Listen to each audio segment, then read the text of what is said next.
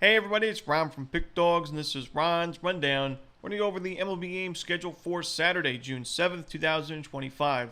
If you like this video, make sure to hit that thumbs up button and subscribe. Put your baseball picks in the comments section below. And if you're looking for my best bets, including my daily rundown best bet in Major League Baseball as my top play in baseball each day, you can find those at the premium picks tab at pickdawgz.com. There's also a link in the description.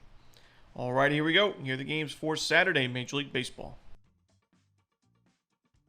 First up, we got the Chicago Cubs taking on the Detroit Tigers. We've got Keider Montero and Jameson Taillon as the starters. Montero's pitched pretty well in his last couple of games, but I do think his numbers are a little bit misleading. You look at his last start against the Royals, 4 2/3 of shutout baseball, but only 2 strikeouts, 7 base hits given up, and a walk.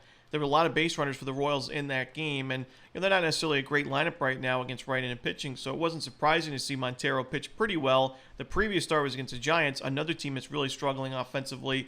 But now you're facing the Cubs, a team that's in the last 30 days top 5 in baseball in team OPS and isolated power against righties with a low strikeout rate to go with it. I think Montero's in trouble in this game. I think Taillon is the better option by a good margin. Detroit in the last 30 days or so, right around league average in terms of their numbers against righties with a pretty high strikeout rate of 24%. I'm going to roll the Cubs in this one on the money line on the road.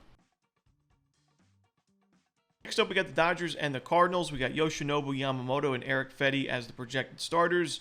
I do think it's concerning to see Yamamoto coming off his weakest start of the season, 3 2/3, 4 runs, 7 base hits, and a home run, 3 walks to go with it against the Yankees. But I do think his matchup's better here, and I also think he's going to get some run support. I don't think it's going to be a perfect outing for Yamamoto, but I could see him going 5-6 quality innings, and then the Dodgers backing him up against Eric Fedde. I just don't love Fedde in this particular matchup. He's pitched pretty well overall this season, but a little bit inconsistent with his control. I'm going to lean towards the Dodgers. Not my favorite game on the board, but I'll lean towards LA on the money line. Next up, we got the Philadelphia Phillies taking on the Pittsburgh Pirates. Ranger Suarez and Andrew Heaney are the projected starters. I am going to lean towards the Phillies in this game because Ranger Suarez, he struggled in his season debut, gave up 7 runs, but since then he's been one of the best pitchers in the National League. I mean, even his last game, he didn't have his best stuff, but still went 6 innings of 1 earned run baseball, and the key for me is 17-5 ground ball to fly ball ratio. I mean, if he can keep that up and keep the ball on the ground, limit the sharp contact, he's going to pitch well. And this is a Pirates team. It's 4th highest in ground ball percentage as a team this season. So I think this is a great matchup for Suarez to go 6-7 strong innings. And the Phillies should be able to get to Heaney for a few runs as they have solid numbers against lefties in the last 30 days. So give me the Phillies in this one on the money line and run line on the road. Next up, we've got the Rangers and the Nationals. We got Mitchell Parker and Jacob deGrom as the projected starters. This is a game where we see the Rangers as a sizable favorite because deGrom is on the mound.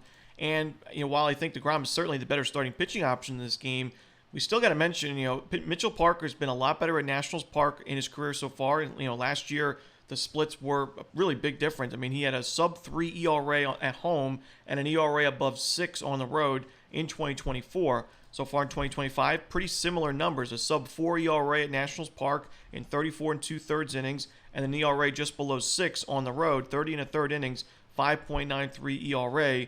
And when you look at the Rangers, I mean, against left-handed pitching, this team has not been great in the last month. I mean, they've got a high strikeout rate. Their OPS is near the bottom of the league. Isolated power numbers aren't great. So, yes, deGrom is the better starting pitching option, and I could say the Rangers have the better bullpen as well.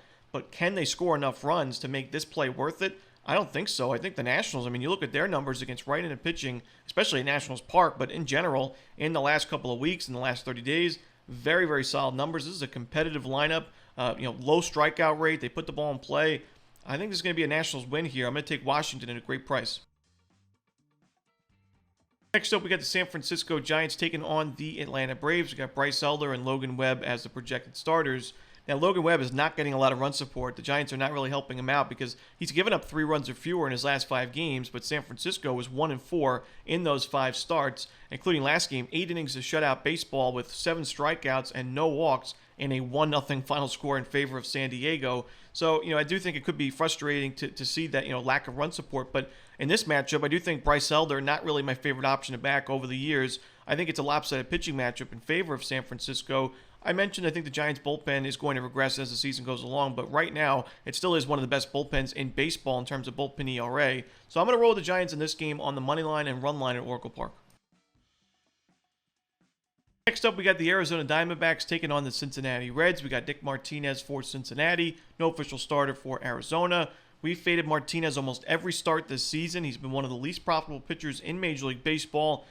The Reds are 3-9 in his 12 starts this year, including a loss in his first start of June. I got to roll with Arizona in this game. I know their pitching has struggled this year, but this is one of the best lineups in baseball against right-handed pitching, up against a righty, and Martinez I just do not trust as a starting pitching option right now. So give me the Diamondbacks in this game on the money line on the road.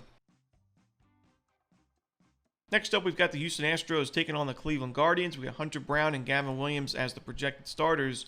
I think there's value on the Guardians in this game. I also think this could be a low-scoring game, so I'm going to lean towards the under and Cleveland. Hunter Brown's still in great form. He struggled against the Rays back on May 21st, but bounced back with 2 great outings, 12 innings of 1-run ball, 13 strikeouts combined against the Rays and the A's. But the Guardians have been solid against right-handed pitching in the last 30 days, above league average in OPS and isolated power with their signature low strikeout rate. And Gavin Williams coming off a great start against the Angels, 6 2/3, no earned runs, just a couple of unearned runs, 6 strikeouts, and a 4-2 Guardians win. They've won 3 of his last 5 games against some tough teams as well, the Twins and the Phillies, victories in those. So he's got pretty good numbers against the current Astros lineup, a very small sample size, but I think Williams pitches well, and I think the Guardians have a real chance to win this game. Give me Cleveland at a great price and the under. Next up, we've got the Miami Marlins taking on the Tampa Bay Rays. We've got Ryan Weathers and Taj Bradley as the starters. We've mentioned a few times that Weathers is off to a good start this season in his first 21 2/3 innings, 22 strikeouts, and a sub-3 ERA. He is coming off, though, his weakest start of the season against a not-so-great Giants lineup. A little bit concerning. I think he was better than his final line may suggest. It was 6 innings, 4 runs, a home run, 3 walks. He did have 7 strikeouts, though, and really, 3 of those 4 runs was one mistake pitch to Heliot Ramos, a 3-run shot in that one. It was an unfortunate situation. I think Weathers, though, the reason why I don't love the Marlins in this game is Taj Bradley's in great form on the other side, and I think the Rays, you look at their numbers against lefties in the last 30 days, they've been very, very solid. So while I don't think Weathers gets crushed, I still think this is a tough matchup for him, and I don't think his offense is going to back him too much. Then you got that Marlins bullpen, which is always a little bit dicey. So I'm going to roll the Rays in this one on the money line and run line at Steinbrenner Field.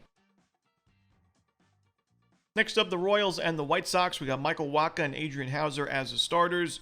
I mentioned that we saw Hauser pitch really well in his season debut and the next start after that, and it looked like he was off to a great start to the season, but I was a little bit hesitant because we know he struggled mightily in 2024, and he's not somebody that misses too many bats and sometimes struggles to put away hitters. That was what I noticed last year. He can get to 2 strikes, but struggle to find that put away pitch. And we saw him pitch another quality start against the Orioles in his last game, but it was still 8 base hits and 3 runs in 6 1/3 innings in a 3-2 White Sox loss. And now they've lost 2 of his first 3 games, and they're not really scoring a lot of runs in his starts as well. They won his first game 1-0, then they lost 2-1 and 3-2. And I don't think they're going to score too much against Wacha and this Royals bullpen either. So I lean towards the under, but I think the Royals will be able to win and find enough runs to cover the run line as well on the road. Next up, we've got the biggest rivalry in sports. It's the New York Yankees and the Boston Red Sox. Garrett Crochet and Ryan Yarbrough are the projected starters. Crochet's been excellent this year. Doesn't always get that run support. You can look at a 5-4 record on the season, but a sub-2 ERA. He still has been one of the better pitchers in the American League. The problem for me is we know Crochet is a strikeout-dependent starting pitcher. Sometimes has issues with the walks and his control, but does rack up the Ks with 101 strikeouts in 82 innings this year, second most strikeouts in Major League Baseball. The problem is you're on the road against the Yankees lineup that in the last 30 days against left-handed pitching has been excellent with a very low strikeout rate, the second lowest K rate against lefties in the last month, and a high walk rate, one of the highest in baseball. So I think this is a tough matchup here, especially with the Red Sox offense being so inconsistent. Yarbrough's pitched pretty well in his role so far with the Yanks. I think the Yankees can get to Crochet for a few runs and make this a short outing because this is a patient lineup that, not going to strike out too much and will be able to rack up the walks. I think the pitch count rises for Crochet early and is only able to go 5, maybe 6 innings, but I think we can see the Yankees win this game and maybe cover the run line as well. Next game, we've got the Padres and the Brewers. We've got Stephen Kolek and Jose Quintana as the starters. The Padres have not been great against lefties in the last month, and Quintana, while I expect regression as the season goes along, I don't think he's a sub-3 ERA pitcher. He's been pitching pretty well so far for the Brewers in 2025. Had a decent outing in his last game, and I think he gets some run support against Kolek. I think the Brewers, I mentioned a couple weeks ago, this is a Brewers team I think was a lot better than its current record back then when it was a losing record. Now we find them a few games over 500, a good record at home. I like Milwaukee in this game on the money line at home. Next up, we got the Seattle Mariners taking on the Los Angeles Angels. Luis Castillo and Jack Kohanowitz are your starters. Kohanowitz has not pitched well against the current Mariners lineup. And he's also not pitched well as of late in his recent form. So it's a really tough spot for me to get there with the Angels because the Angels have been solid offensively in the last few series, and Mike Trout being back in the lineup helps a ton. But Castillo's in great form. He's got great numbers against this lineup, and I just don't trust Kohanowitz or this Angels bullpen on the pitching side of things. So I got to roll with the Mariners in this game on the money line on the road.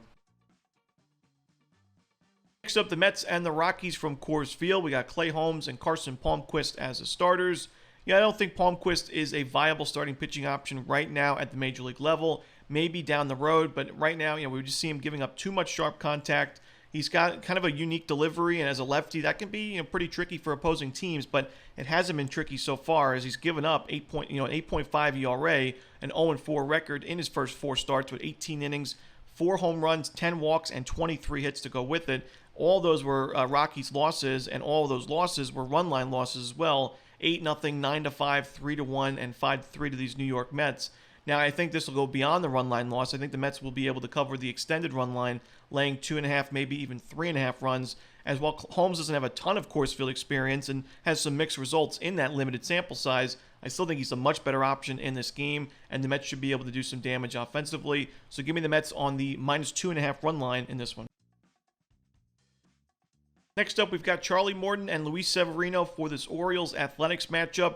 Now, we know Morton has not pitched well overall this season with an ERA above 6, but he's had his 2 best starts of the season in his last 2 games. Both were quality starts, and both were Orioles victories. And it was against the Cardinals and the White Sox, so not necessarily the toughest lineups, but still, 12 2/3, 12 strikeouts, just 2 runs. And I think with Severino pitching at home, we know that he has struggled at home overall this year, and the Orioles playing much better baseball than the A's in the last 10 days or so. I got to roll with the Orioles in this game on the money line, on the road, and maybe even the run line as well. And that's it. Those are the games for Saturday in baseball. Hope you enjoyed this video. Again, if you're looking for my best bets, you can find those at Pick Dawgz Premium, and there is a link in the description. As always, this is Romanelli. Good luck.